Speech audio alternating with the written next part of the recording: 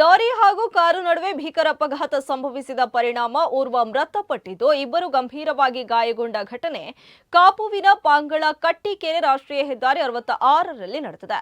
Car ಮಂಗಳೂರಿನಿಂದ ಉಡುಪಿ ಕಡೆಗೆ ಸಂಚರಿಸುತ್ತಿದ್ದು, ಪಾಂಗಳ ಕಟ್ಟಿಕೆರೆಗೆ ಸಮೀಪಿಸುತ್ತಿದ್ದಂತೆ ಈ ದುರ್ಘಟನೆ ಸಂಭವಿಸಿದೆ.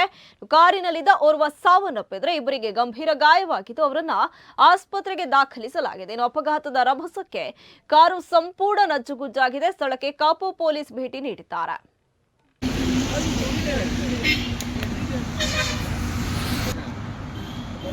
Halo, bola, bola, kasih dulu kan?